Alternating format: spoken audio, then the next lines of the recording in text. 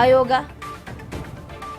ಈ ಕುರಿತು ಮಾತನಾಡಿದ ಮಾಜಿ ಸಂಸದ ವಿಎಸ್ ಉಗ್ರಪ್ಪ, ಕೇಂದ್ರ ಚುನಾವಣಾ ಆಯೋಗಕ್ಕೆ ರೆಪ್ರೆಸೆಂಟ್ ಕೊಟ್ಟಿದ್ದೀವಿ.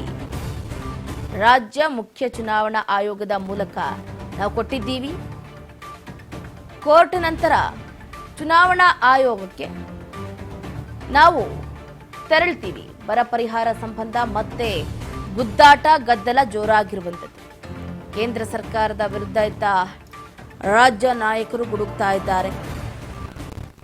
ಬರೋಬ್ಬರಿ 18,000 ಕೋಟಿ ಬರ ಪರಿಹಾರದ ಅನುದಾನದ ಹಣ ಬರಬೇಕಾಗಿದೆ.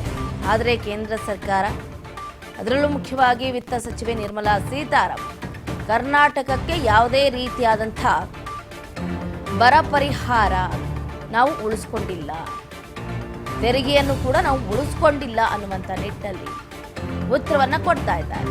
ಹಾಗಾಗಿ ಕಾಂಗ್ರೆಸ್ ಕೆಂಡಾಮಂಡಲರಾಗಿದ್ದಾರೆ. ಕಾಂಗ್ರೆಸ್ ಈಗ ರಾಜ್ಯ ಚುನಾವಣಾ ಆಯೋಗಕ್ಕೆ ದೂರನ್ನು ಕೂಡ ಕೊಟ್ಟಿದೆ. ಈ ಕುರಿತು ಏನು ಮಾತಾಡಿದ್ರು ಮಾಜಿ ಸಂಸದರಾದಂತಹ ವಿಎಸ್ ಉಗ್ರಪ್ಪ, ಕೇಂದ್ರ ಚುನಾವಣಾ ಆಯೋಗಕ್ಕೆ ರೆಪ್ರೆಸೆಂಟ್ ಕೊಟ್ಟಿದ್ದೀವಿ.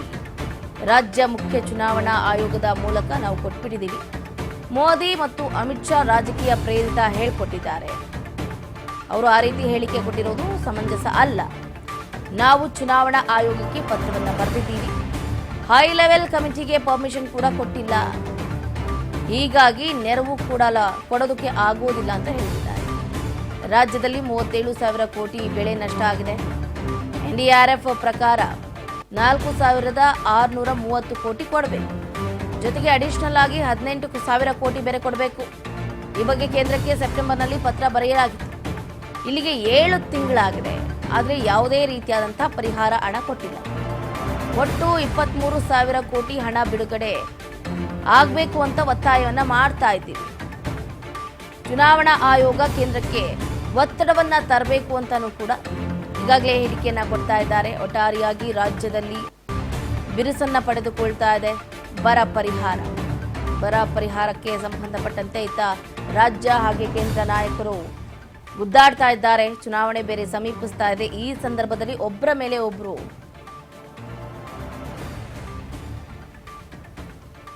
ಮಾತಾಡ್ತಿದ್ದಾರೆ. ಇದರ ಬಗ್ಗೆ ಏನು ಮಾಜಿ ಸಂಸದರಾದಂತಹ ವಿಎಸ್ ಉಗ್ರಪ್ಪನವರು ಮಾತಾಡಿದ್ರು. ಕೇಂದ್ರ ಚುನಾವಣಾ ಆಯೋಗಕ್ಕೆ ರೆಪ್ರೆಸೆಂಟ್ ಕೊಟ್ಟಿದ್ದೀವಿ. ನಾವಾಗಲೇ ರಾಜ್ಯ ಮುಖ್ಯ ಚುನಾವಣಾ ಆಯೋಗದ ಮೂಲಕ ನಾವು ಕೊಟ್ಟಿದ್ದೀವಿ. ಮೋದಿ ಮತ್ತು ಅಮಿತ್ ಶಾ ರಾಜಕೀಯ ಪ್ರೇರಿತ ಹೇಳಿಕೆಯನ್ನ ಕೊಟ್ಟಿದ್ರು. ನಾವು ಚುನಾವಣಾ ಆಯೋಗಕ್ಕೆ ಪತ್ರವನ್ನು ಬರೆದಿದ್ದೀವಿ. ಹೈ ಲೆವೆಲ್ ಕಮಿಟಿಗೆ ಪರ್ಮಿಷನ್ ಕೊಟ್ಟಿಲ್ಲ. ಹೀಗಾಗಿ ನೆರವು ಕೊಡಲು ಆಗುವುದಿಲ್ಲ ಅಂತಿದ್ದಾರೆ. ರಾಜ್ಯದಲ್ಲಿ 37,000 ಕೋಟಿ ಬೆಳೆ ನಷ್ಟ ಆಗಿದೆ. ಎನ್ಡಿಆರ್ಎಫ್ ಪ್ರಕಾರ 4,630 ಕೋಟಿ ಕೊಡಬೇಕು. ಜೊತೆಗೆ ಅಡಿಷನಲ್ ಆಗಿ 18,000 ಕೋಟಿ ಬೇರೆ ಕೊಡಬೇಕು. ಈ ಬಗ್ಗೆ ಕೇಂದ್ರಕ್ಕೆ ಸೆಪ್ಟೆಂಬರ್ನಲ್ಲೇ ನಾವು ಪತ್ರವನ್ನು ಬರೆದಿದ್ವಿ. ಇಲ್ಲಿಗೆ 7 ತಿಂಗಳಾಗಿದೆ. ಆದರೆ ಯಾವುದೇ ರೀತಿಯಾದಂತಹ ಪರಿಹಾರದ ಹಣವನ್ನು ಕೊಟ್ಟಿಲ್ಲ. ಒಟ್ಟು 23,000 ಕೋಟಿ ಹಣ ಬಿಡುಗಡೆಗೆ ಒತ್ತಾಯವನ್ನ ಮಾಡ್ತಾ ಇದ್ದೀವಿ. ಚುನಾವಣಾ ಆಯೋಗ ಕೇಂದ್ರಕ್ಕೆ ಒತ್ತಡವನ್ನ ಮಾಡಬೇಕು ಅಂತ ಹೇಳಿಕೆಯನ್ನು ಕೊಟ್ಟಿದ್ದಾರೆ.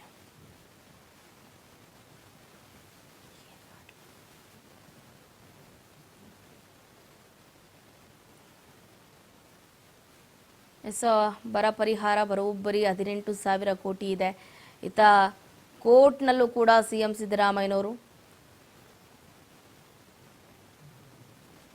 ಕೇಂದ್ರ ಸರ್ಕಾರದ ವಿರುದ್ಧ